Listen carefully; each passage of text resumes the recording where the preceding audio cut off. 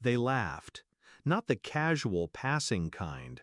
It was sharp, deliberate, the kind meant to cut.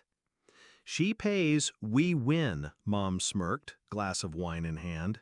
"Who cares if she starves?" Dad didn't miss a beat. "Useless. Doesn't deserve the house anyway."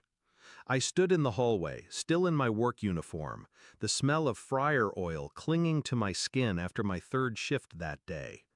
The mortgage I'd been breaking my body to pay was no longer mine. The papers were already signed. They'd transferred the deed to my sister as a gift.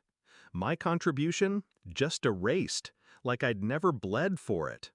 I didn't step into the room, didn't give them the satisfaction of seeing my face break.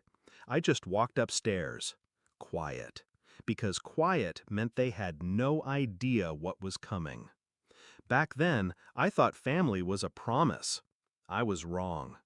When the mortgage first came up, they'd told me, "It's all of ours, we just need help keeping it."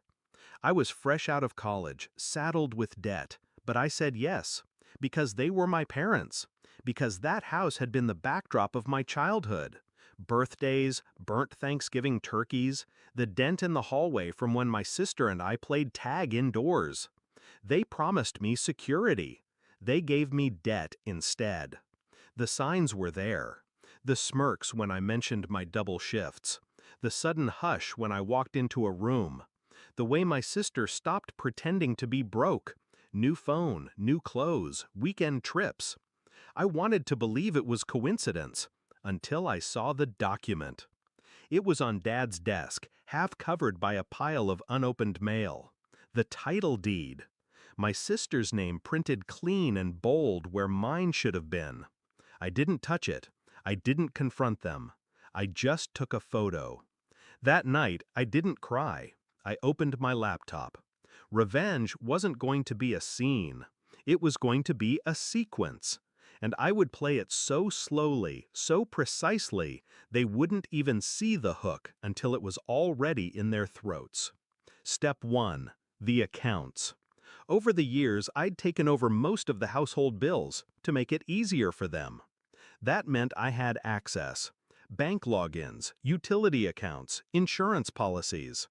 I moved everything to paper statements. Then I stopped autopay on anything in my name. They wouldn't feel it at first, but the quiet damage had begun. Step 2. The mortgage history. I pulled every receipt, every transfer, every confirmation email showing my payments for the last 7 years.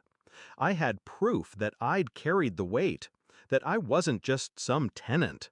I sent them to my lawyer, the one they didn't know I had. Step 3. The sister. She was enrolled in a private grad program, paid for, in part, by family funds. Funds that, thanks to my overpayment on the mortgage, technically included my money. I called the bursar's office pretending to be her assistant and confirmed the payment schedule. Then I called the bank and quietly shut down the shared account where those tuition payments came from. Deadline to pay?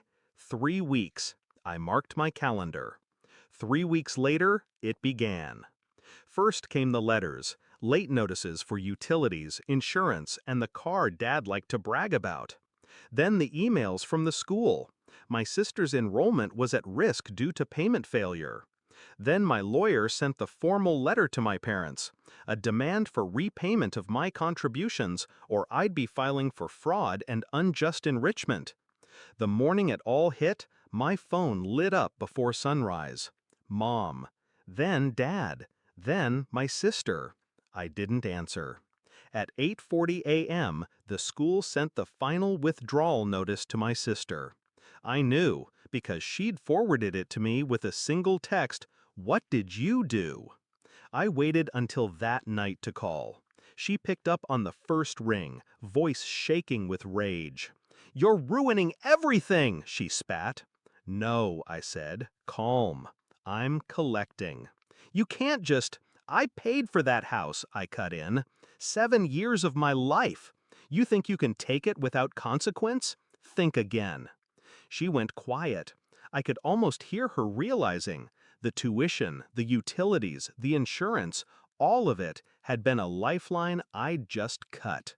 By the next week, my parents were scrambling, selling off furniture, borrowing from relatives, anything to plug the holes. But every time they tried, they found another leak, because I'd made sure of it. They'd signed for that house without reading the fine print, the lien I'd placed months earlier when I updated the mortgage paperwork, which meant they couldn't sell, refinance, or even legally gift it without clearing my claim first. They'd trapped themselves. The confrontation came 2 months later. I was sitting in the diner where I now worked one job. My other two were no longer necessary. They slid into my booth, faces pale and tight. "You're tearing this family apart," Mom said. "No," I replied, stirring my coffee. "You did that when you sold me out."